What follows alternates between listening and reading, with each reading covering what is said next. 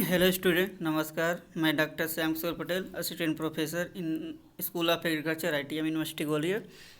जैसे कि आप लोगों का प्रोग्राम बीएससी एजी है और आप लोग फिफ्थ सेमेस्टर में आ गए हैं, थर्ड ईयर के।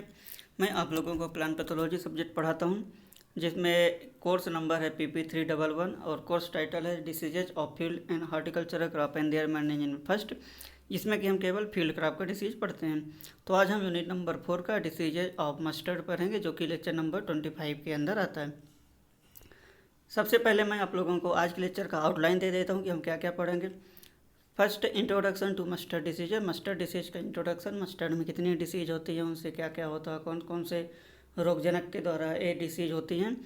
देन उसके बाद what are the different objective of the today lecture, आज के लेक्चर का क्या क्या ऑब्जेक्टिव है अलग अलग, उसको मैं बताऊंगा। Then economic importance of the today lecture, आज के लेक्चर का इकोनॉमिक इंपॉर्टेंस क्या है, ये डिसीज हम क्यों पढ़ते हैं, ये हमारे क्रॉप की यील्ड को कितना नुकसान पहुंचाता है, ये सब मैं आज बताऊंगा। देन मस्टर्ड का आज हम 2 डिसीज पढ़ेंगे, पहला पाउडरी मिल्ड्यू और दूसरा स्क्लेरोटिनिया स्टेम रॉट। इसमें पाउडरी मिल्ड्यू जो मस्टर्ड का डिसीज है बहुत इंपॉर्टेंट है, और स्क्लेरोटियम रॉट भी, स्टेम रॉट भी इंपॉर्टेंट है।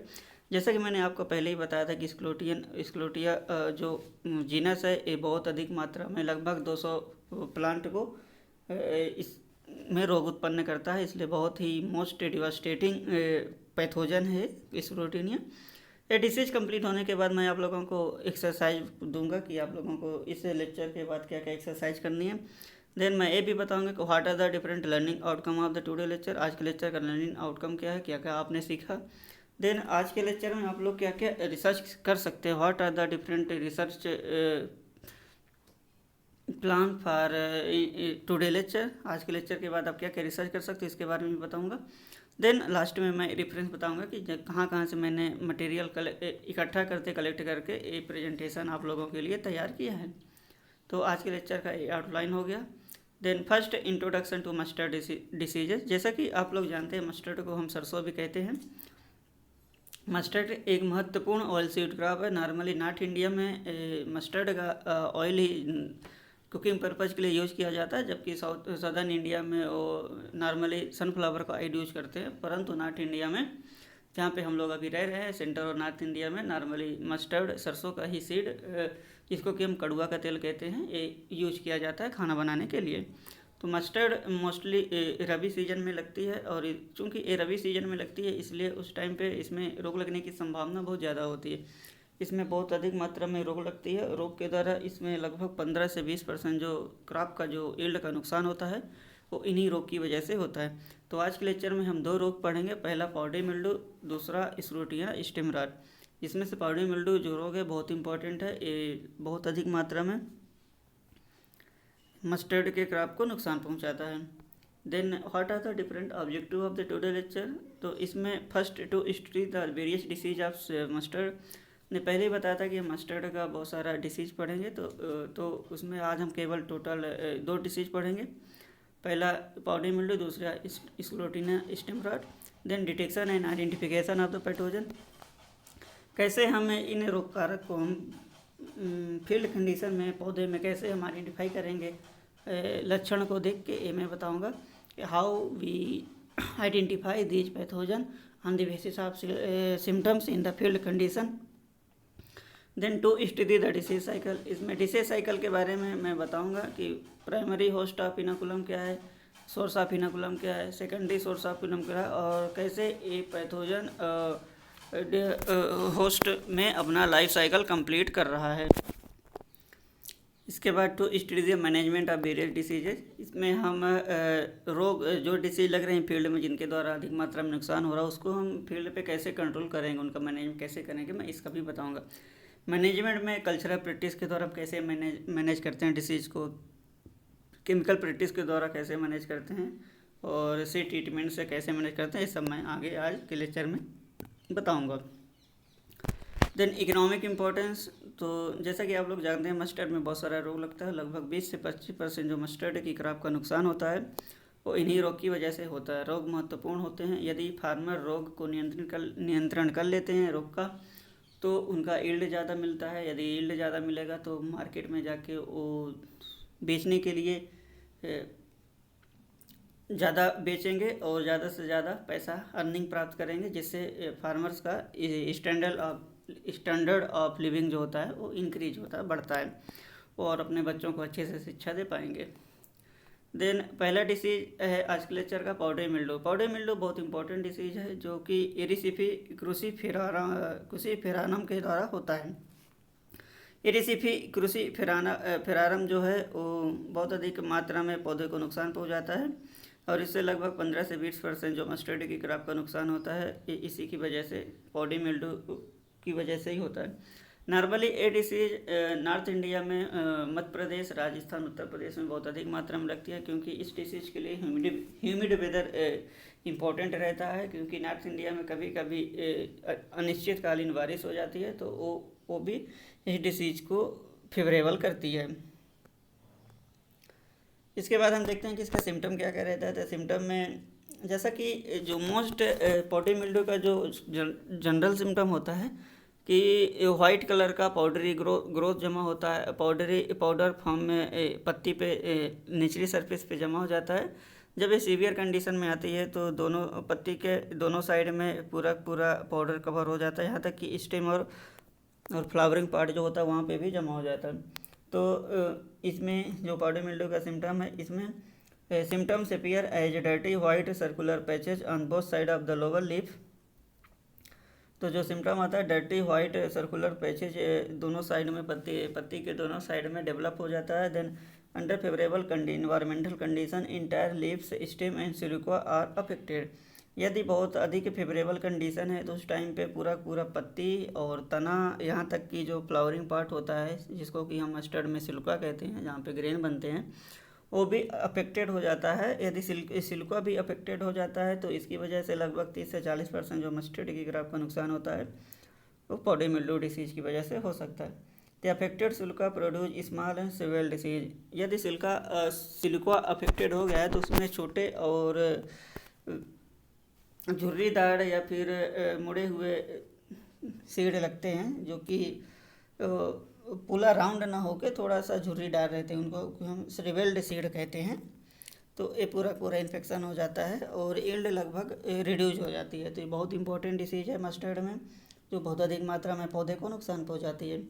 देन इन पैथोजन कैरेक्टरिस्टिक दी, जैसे कि इन पैथोजन कैरेक्टरिस्टिक जो इरिसिफी होता है वो एक्टोफाइटिक होता है।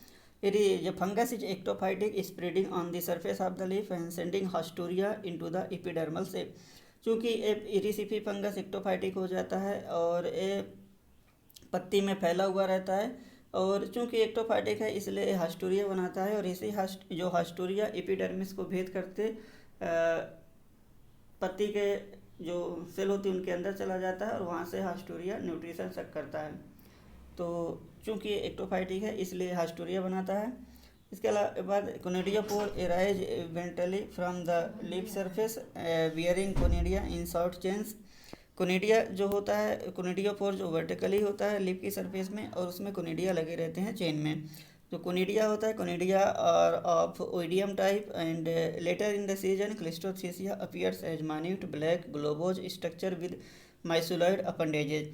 जो कोनिडिया होता है वो ओडियम टाइप का होता है, और लेट सीजन में एक क्लिस्टोथीसिया बनाता है। क्योंकि एक क्लिस्टोथीसिया रेस्टिंग स्पोर होती है, क्लिस्टोथीसिया के द्वारा ही एक पैथोजन ऑफ सीजन में लंबे समय तक सर्वाइव करता है।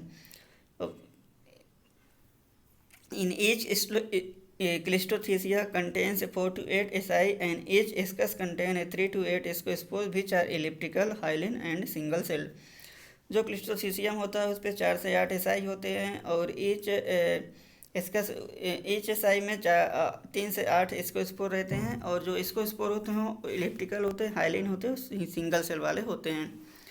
देन तो ये पैथोजन का करेक्टरिस्टिक हो गया इरिसिफी क्रूसीफेरारम का। देन इन डिसीज साइकिल जो फंगस होता है वो क्लिस्टोथीसिया के रूप में ओवरविंटर होता है, और जो फंगस होता है वो क्लिस्टोथीसिया के रूप में ओवरविंटर रहता है, ऑफ सीजन में सर्वाइव करता है। और इसका जो स्पोरोमाइसिलियम होता है वो वॉलंटियर होस्ट प्लांट में भी लंबे समय तक रहता है। और जो disease spread through air windborne conidia, जो डिसीज स्प्रेड होती है वो विंड बर्न कोनिडिया की वजह से होती है, क्योंकि इसका कोनिडिया हवा के द्वारा फैलता है, इसलिए बहुत कम समय में ही लगभग पूरे क्रॉप को इन्फेक्ट कर लेता है। फिर इसका जो फेवरेबल कंडीशन होता है, तो disease is favoured by dry weather and becomes severe under irrigated condition. तो डिसीज के इस पाउडर मिल्ड्यू फंगस को अच्छे डिसीज लगने के लिए ड्राई वेदर चाहिए, और यदि ड्राई वेदर है उस टाइम पे यदि हम इरिगेशन दे देते हैं तो उस समय ये पाउडर मिल्ड्यू डिसीज मस्टर्ड की क्रॉप में बहुत अधिक मात्रा में लगती है और पौधे को ज़्यादा से ज़्यादा नुकसान पहुंचाती है। देन इन मैनेजमेंट पार्ट, यदि हम जो इन्फेक्टेड प्लांट डेब्रिस जो ज़मीन में पड़े हुए रहते हैं उनको हम कलेक्ट करके उसको डिस्ट्रॉय कर देते हैं, नष्ट कर देते हैं, तो इससे जो ऑफ सीजन सर्वाइवल होता है इस क्लिस्टोथीसिया के रूप में, तो डैमेज हो जाता है, मर जाता है। देन यदि हम गर्मी में हम डीप प्लोइंग कर देते हैं तो उस टाइम पे भी जो क्लिस्टोथीसिया सॉइल में पड़े रहते हैं वो डायरेक्ट सनलाइट के संपर्क में आते हैं, क्योंकि गर्मी का तापमान 40 से 45 डिग्री सेंटीग्रेड होता है, तो उस टाइम पे जो क्लिस्टोथीसिया सनलाइट में एक्सपोज हो जाते हैं और उसके द्वारा पूरा ये डाइड हो जाते हैं, मर जाते हैं, इससे इन्फेक्शन नहीं फैलता है। और यदि हम बेटेबल सल्फर पाउडर को हम स्प्रे कर देते हैं @0.2% या डाइनोकॉप @0.1% या ट्राइडेमार्फ @0.1% स्प्रे कर देते हैं, तो इससे भी पाउडर मिल्ड्यू डिसीज कंट्रोल हो जाती है। पाउडर मिल्ड्यू डिसीज कंट्रोल करने के लिए यदि हम कोई भी सल्फर बेस्ड फंजीसाइड जो रहते हैं, किसी भी फंजीसाइड का हम स्प्रे कर देते हैं तो ये डिसीज कंट्रोल हो जाती है। इसके अलावा हम सोइंग से पहले, बुवाई से पहले हम यदि सीड ट्रीटमेंट कर देते हैं डाइनोकैप @0.1% या टाइडोमार्फ @0.1%, तो इसके द्वारा भी सीड ट्रीट हो जाता है और पैथोजन उस क्रॉप में, फील्ड में, मस्टर्ड में डिसीज है पाउडर मिल्ड्यू डिसीज नहीं लगता है।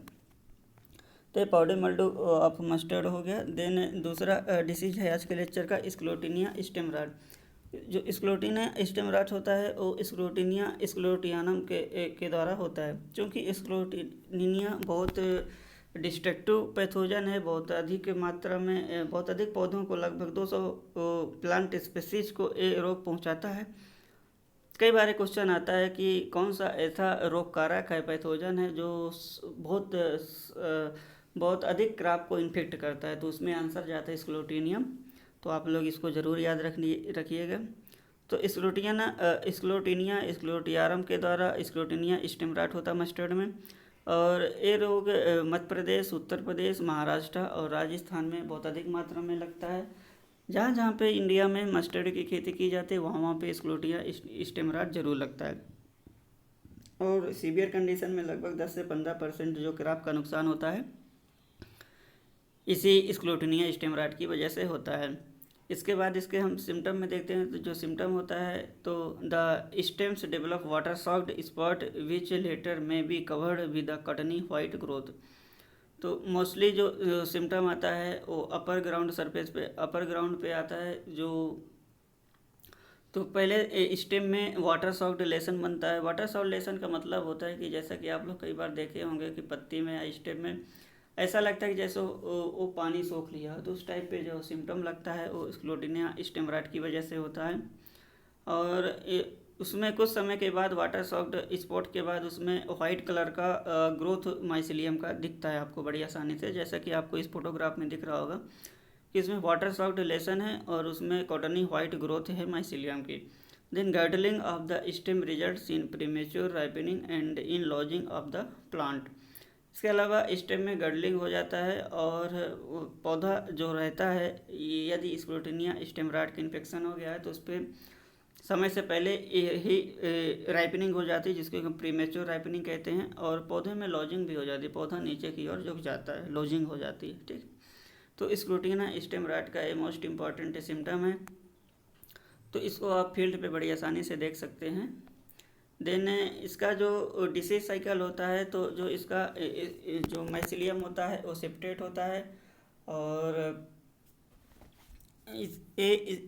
स्क्लेरोटियम बनाता है, क्योंकि स्क्लेरोटिया राउंड शेप का रहता है, हार्ड होता है और ब्लैक कलर का होता है, मस्टर्ड के सीड के जैसा दिखता है, और यही डॉर्मेंट स्टेज या डॉर्मेंट स्पोर के जैसे लंबे समय तक सर्वाइव करता है सॉइल में, या फिर इन्फेक्टेड जो प्लांट डिब्री से ज़मीन पे गिरा हुआ रहता है उस पर सर्वाइव करता है।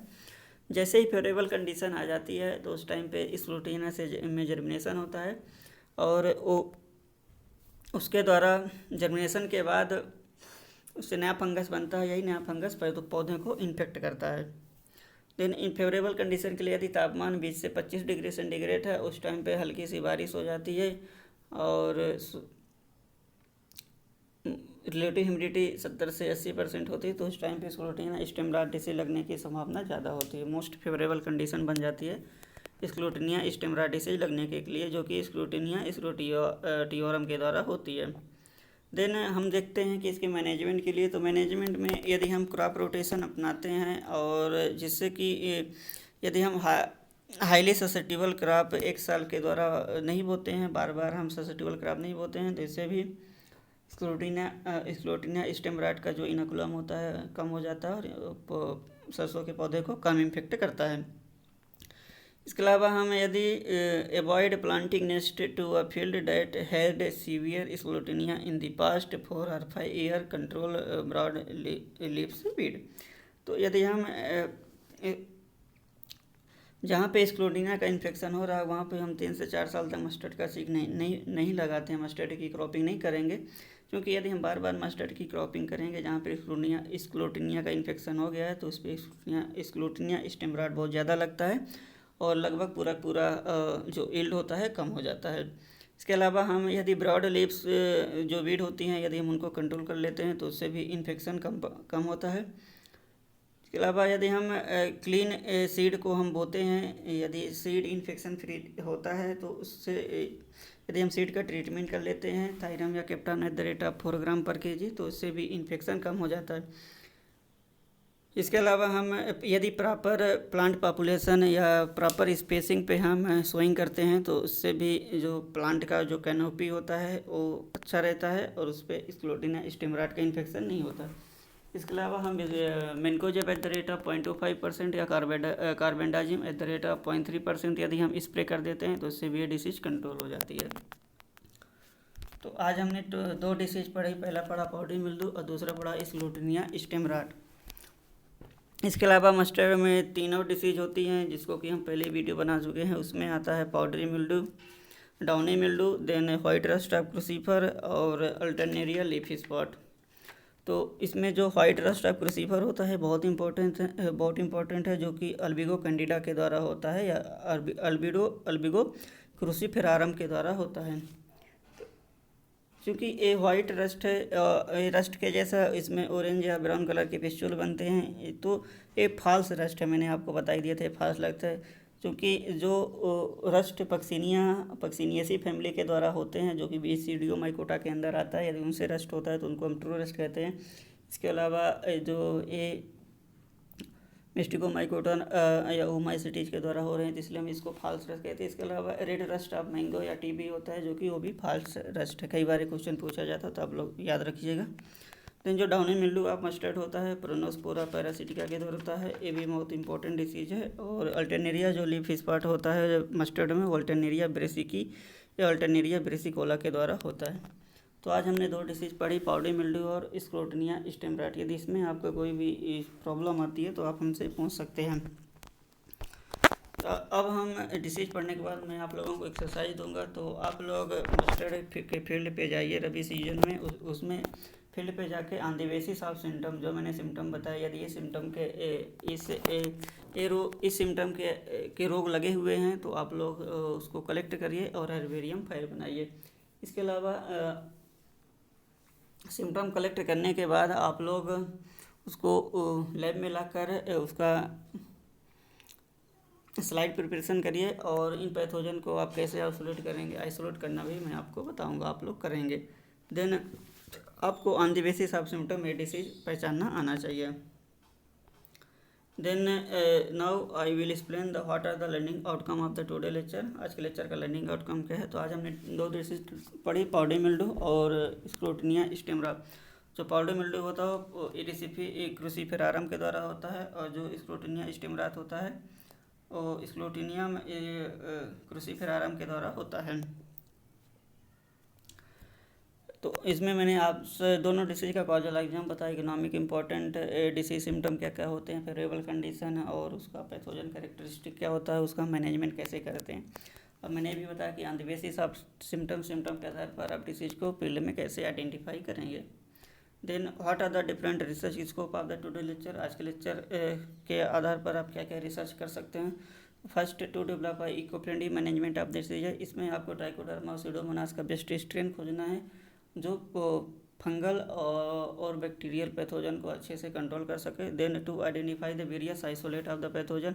आपको इसमें survey and screening of mustard disease in the various Chambal region near Gwalior. तो इसमें आपको अलग अलग जगह जाके सैंपल कलेक्ट कर लें डिसीज की और लैब में ला के उसको आइसोलेट करना है। और आइसोलेट करने के बाद आपको देखना है कि कौन सा आइसोलेट कौन से रीजन का मोस्ट वायरुलेंट है, बहुत अधिक मात्रा में डिसीज उत्पन्न कर रहा है दूसरे रीजन की अपेक्षा। देन थर्ड वन है to identify the various botanical extract for management of disease. इसमें आपको पॉइजन फूड टेक्निक के द्वारा बेस्ट बॉटनिकल एक्सट्रैक्ट सेलेक्ट करना है और फार्मर को सजेस्ट करना है कि कौन सा बॉटनिकल एक्सट्रैक्ट अच्छे से डिसीज को कंट्रोल कर रहा है। देन ए रेफरेंस है जहाँ से हमने प्रेजेंटेशन बनाया। यदि आपको और ज़्यादा स्टडी करना है तो आप ये बुक रेफर कर सकते हैं। इसके अलावा आप ICRE कोर्स में भी सर्च कर सकते हैं। तो आज हमने 2 डिसीज पढ़ी। इसमें आपको कोई भी प्रॉब्लम जाती है तो आप हमसे पूछ सकते हैं। आप अपने डाउट वेबिनार क्लास में भी पूछ सकते हैं। तो इसी के साथ हम आज का लेक्चर यहाँ पे समाप्त करते हैं। हमारा लेक्चर सुनने के लिए बहुत बहुत धन्यवाद। Best of luck.